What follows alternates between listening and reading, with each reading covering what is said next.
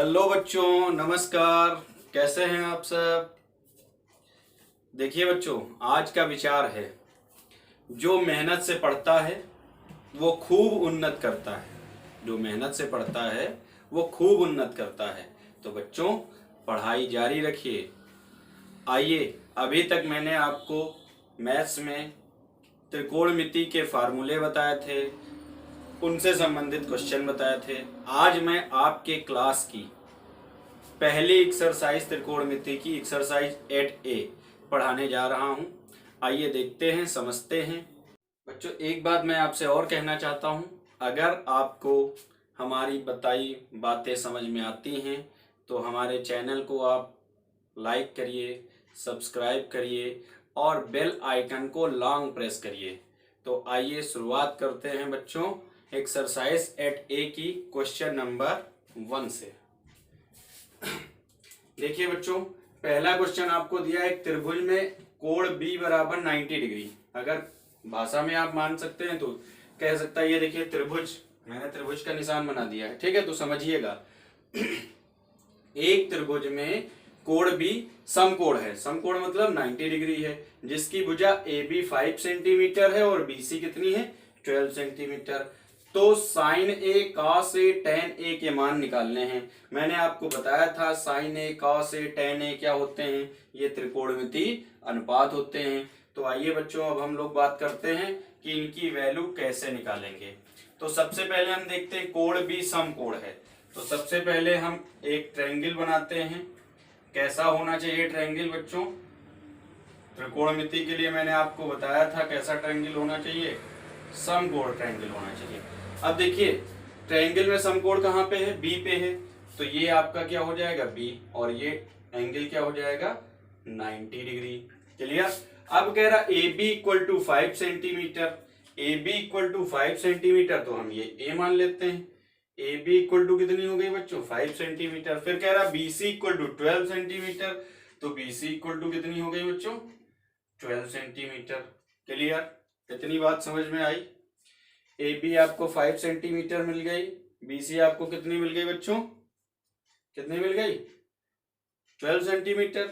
अब देखते हैं बच्चों, हमें मान किसका निकालना है, साइन ए का, यानी ये हमारे लिए एंगल क्या हो गया, ए हो गया।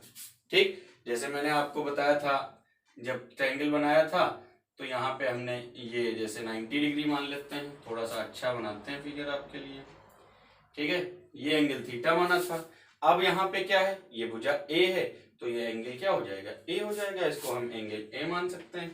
क्लियर। अब देखिए, हमें मान निकालना साइन ए का। तो बच्चों, साइन ए का मान आपको निकालना है, और मैंने बताया था आपको क्या याद रखना है, लाल बटे कक्का। क्या याद रखना, लाल बटे कक्का, ठीक है। और ये साइन, कॉस, टेन, साइन का उल्टा कॉसेक, सेक एंड कॉट। ऊपर से नीचे की ओर ऊपर वाले, और नीचे से ऊपर जाएंगे तो नीचे वाले काम करेंगे। क्लियर। अब देखिए साइन ए बराबर क्या हो जाएगा बच्चों, लंब बटे कर्ण, लंब बटे कर्ण। अच्छा, कोई ऐसा तो नहीं है इसमें जो ये ना जानता हो कि लंब कौन सा है, कर्ण कौन सा है। तो देखिए बच्चों, जो कोण के सामने की भुजा होती है उसे हम लंब कहते हैं, परपेंडिकुलर कहते हैं, ठीक है। जो कोण के सामने की भुजा होती है उसे हम क्या कहते हैं, परपेंडिकुलर कहते हैं, ठीक है। और तो जाहिर सी बात है, और ये क्या हो गया आपका, कर्ण हो गया। तो इसमें देखिए बीसी आपका क्या हो गया, परपेंडिकुलर हो गया, कोण के सामने है। अच्छा, ए बी बेस हो गया, आधार, इसी आधार पे तो त्रिभुज बना हुआ है, सिंपल सी बात है। तो जो तीसरी भुजा आपकी बची वो क्या हो गई, कर्ण हो गई। यानी कि बीसी आपका लंब हो गया, ए बी आधार हो गया, और एसी क्या हो गया, कर्ण हो गया। बात समझ में आई। तो अब आगे चलते हैं। साइन ए इक्वल टू लंब बटे कर्ण। लंब आपका कितना है, बीसी है बच्चों, कर्ण कितना है, एसी है। अब देखिए भाई, आपको बीसी का मान पता है और एबी का मान पता है, किसका मान नहीं पता, एसी का मान नहीं पता है, और एसी की हमें यहाँ पे आवश्यकता भी है। तो देखिए, इसके लिए एक पाइथागोरस थ्योरम होती है, पाइथागोरस थ्योरम। उसके हिसाब से कर्ण का स्क्वायर बराबर आधार का स्क्वायर प्लस लंब का स्क्वायर। तो कर्ण ही तो हमें निकालना है, तो कर्ण हमारा क्या है, AC है, तो AC स्क्वायर बराबर आधार हमारा क्या है, AB है। AB कितना दिया है 5 सेंटीमीटर, लंब कितना है BC कितना दिया है 12 सेंटीमीटर, तो 12 का square. Then AC square equal to 25, 5 का स्क्वायर 25, 12 का स्क्वायर 144।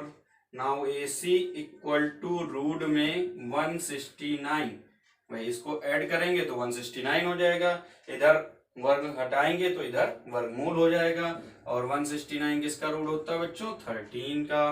तो ये हमें अब कितनी मिल गई 13। तो अब देखते हैं हम लोग आसानी से सारे मान निकाल लेते हैं। साइन ए इक्वल टू लंब बटे कर्ण BC बटे AC, तो BC कितनी है बच्चों 12 अपान AC कितनी है 13, यानी साइन ए का मान कितना हो गया 12 अपान 13। समझ लीजिए, इसीलिए मैं पहला क्वेश्चन आपको बहुत ही विधिवत तरीके से बता रहा हूं, ठीक है। साइन ए के बाद बच्चों हमें कॉस ए निकालना है, तो कॉस ए इक्वल टू देखते हैं, कॉस ए इक्वल टू क्या होता है आधार बटे कर्ण, क्या होता आधार बटे कर्ण। अब आधार यहाँ क्या है AB है, कर्ण क्या है यहाँ बच्चों AC है, ठीक है। तो अब कॉस ए का मान कितना हो जाएगा बच्चों, AB कितना है आपके पास 5 है, AC कितना है बच्चों 13 है, तो ये कॉस ए का मान हो गया। इसी तरीके से tan ए का निकालना है बच्चों, तो tan ए इक्वल टू क्या होता है, यहाँ देखते हैं लंब बटे आधार, और लंब कितना है BC है, आधार कितना है AB है। Now tan A equal to कितना हो जाएगा बच्चों, BC कितना है 12 और AB कितना 5। तो देखिए साइन ए का मान, कॉस ए का मान, tan ए का मान आपको मिल गया। ये हो गया आपके आंसर। क्लियर, बात समझ में आई। अब देखिए हम इसी तरीके से अगले क्वेश्चन की बात करते हैं। अगला क्वेश्चन हमारे पास क्या दिया हुआ है, इन ट्रायंगल ABC कोण 90 डिग्री इक्वल टू 90 डिग्री है, और AB कितना है 4 सेंटीमीटर, BC कितना 3 सेंटीमीटर और CA कितना 5 सेंटीमीटर। तो देखिए बच्चों हम लोग ऐसे ही लगाते हैं, मिटा देते हैं इसको, नोट कर लिया ना आपने। चलिए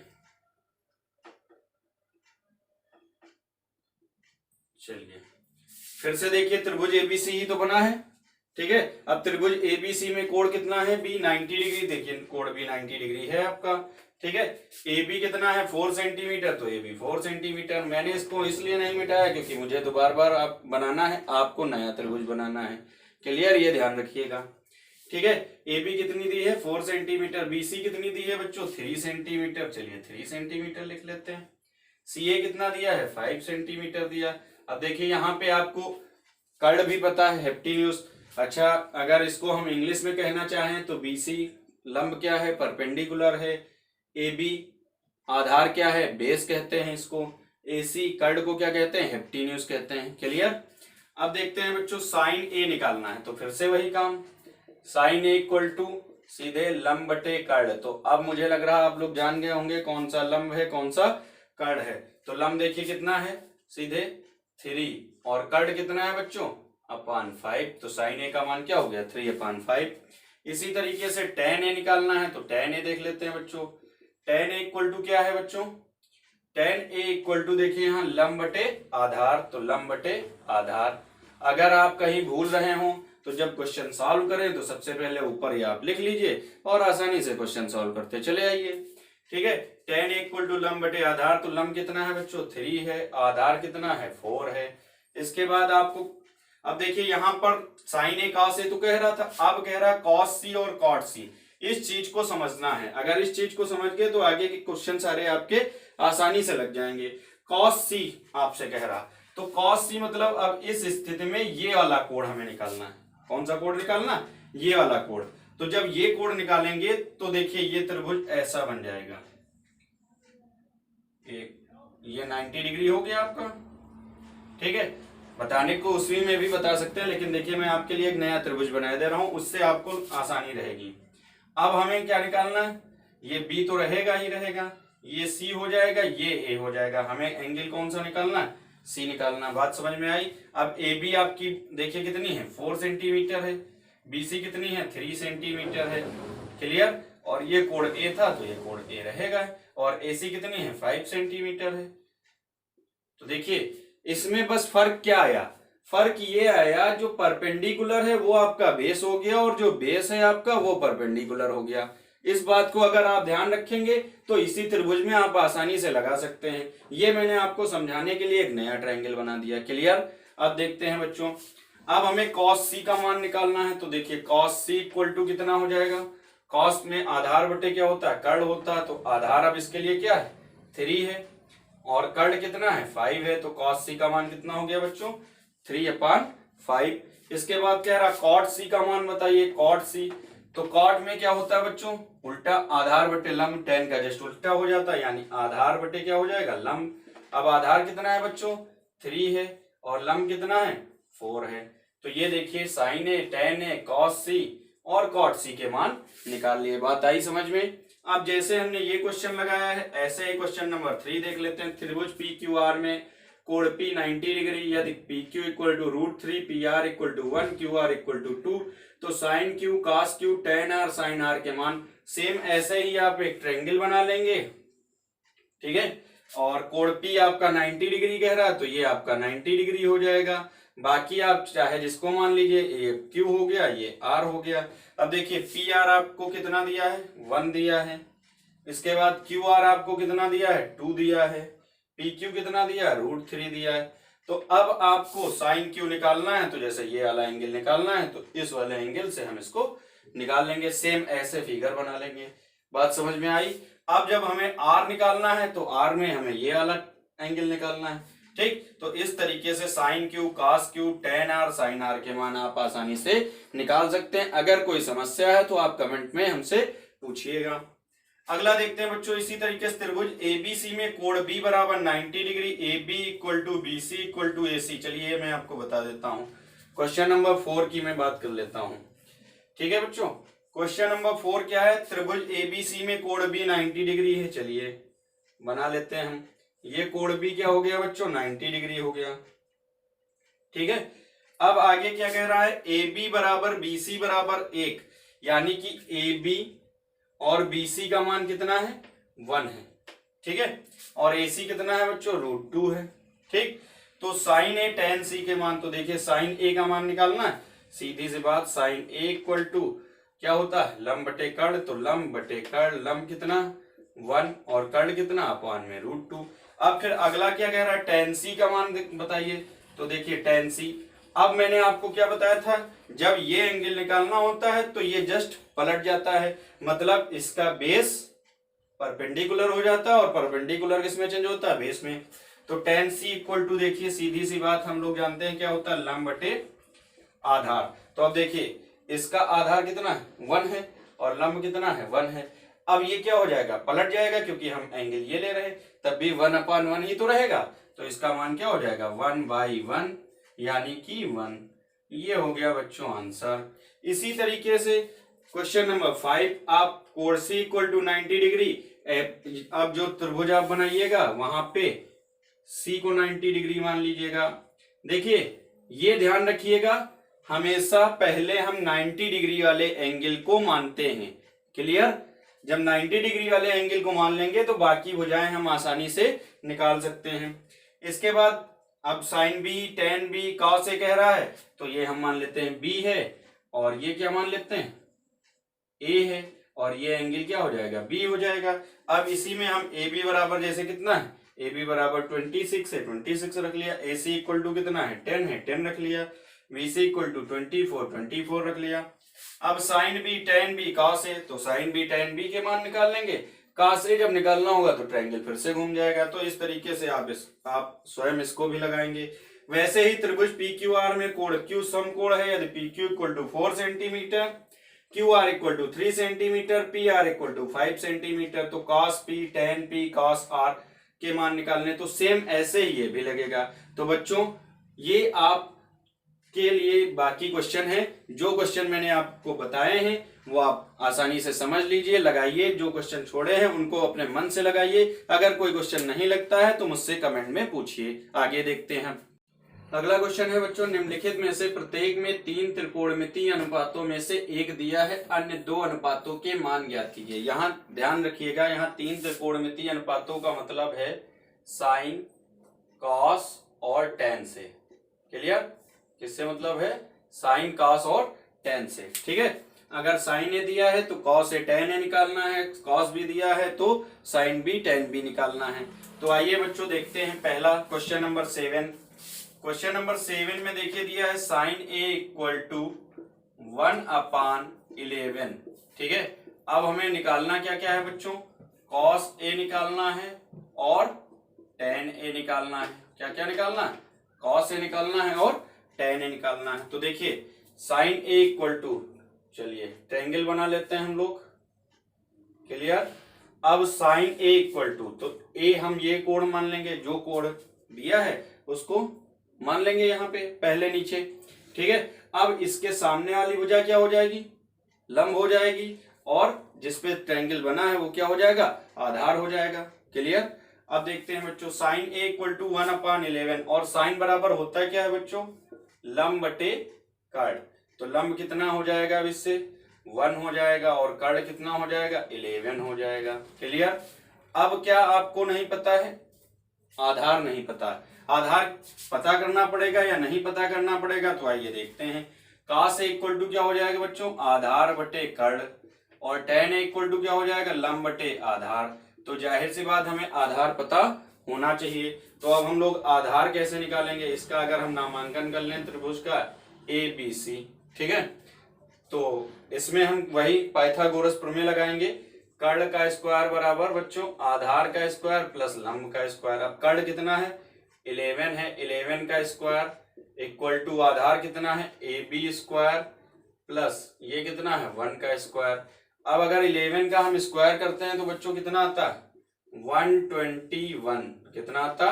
121। पता है ना 11 का स्क्वायर? AB स्क्वायर प्लस कितना? 1। Now AB square equal to, ये इधर रखेंगे, इसको इधर ट्रांसफर कर लेंगे, 121 minus 1। Now AB square equal to कितना? 120। अब AB इक्वल टू बच्चों कितना हो जाएगा? रूट में 120। ठीक है, अब 120 के अगर हम लोग फैक्टर करना चाहें तो फैक्टर भी कर सकते हैं, ताकि इसका क्या निकाल ले? हम रूट निकाल लें। ठीक है, तो रूट निकालने के लिए 120 का रूट कितना होगा बता सकते हैं? बोलिए भाई, 120 का रूट आपको पता है कितना हो सकता है? अगर नहीं पता है तो देखिए 2 गुणे 2 गुणे 3, 2 दूनी 4 तियां 12 हो गया, और दूनी 24 और पंचे 120 फैक्टर हो गए। अब देखिए 2 बाहर आ जाएगा। क्या आ जाएगा बाहर? 2 बाहर आ जाएगा। रूट में कितना बचेगा? 5 2 जा 10 3 जा 30, यानी AB कितना हो गया? 2 रूट 30। बात समझ में आई? अब देखिए आधार हमें पता चल गया बच्चों कितना? 2 रूट 30 अपान ये कितना? 11। ऐसे ही ये क्या हो जाएगा? 1/2 रूट 30। ये हो गया बच्चों आंसर। क्लियर? बात समझ में आई? अब जैसे cos B दिया है तो ऐसे ही हम क्या करेंगे? एक ट्रायंगल बना लेंगे। cos B है तो ये हम B मान लेंगे। ठीक है, अब cos बराबर क्या होता है? आधार बटे कर्ण होता है। क्या होता है? आधार बटे कर्ण। अब ये आपका क्या हो जाएगा? आधार, जाहिर सी बात है नीचे रहेगा। अब ये आपने B माना तो B हो जाएगा, C हो गया, A हो गया। अब आधार आपका कितना दिया है? 12 दिया है। ठीक है, और कर्ण कितना दिया? 13 दिया है। यहाँ क्या नहीं पता? AC नहीं पता है, तो इसी तरीके से आप AC निकाल लेंगे। बस बाकी के अन्य 2 अनुपात, जैसे cos B है तो अब आपको क्या निकालना पड़ेगा? साइन भी निकालना पड़ेगा और टेन भी निकालना पड़ेगा। तो आप आसानी से निकाल सकते हैं ना। अगला देखिए, जैसे cos थीटा बराबर दिया तो सेम ऐसे ही लगाएंगे। ठीक है, साइन A दिया है तो वो भी सेम ऐसे ही लगाएंगे। ठीक है, अब देखिए tan C बराबर दिया है तो देखते हैं tan C इक्वल टू दिया है बच्चों 1/3। ठीक, अब tan में क्या होता है? tan इक्वल टू लंब बटे आधार होता नहीं होता? तो देखिए फिर से ट्रायंगल बना लेंगे। तो C है एंगल, तो हम यहाँ पहले C मान लेंगे। ये आपका क्या हो गया? B हो गया, ये A हो गया।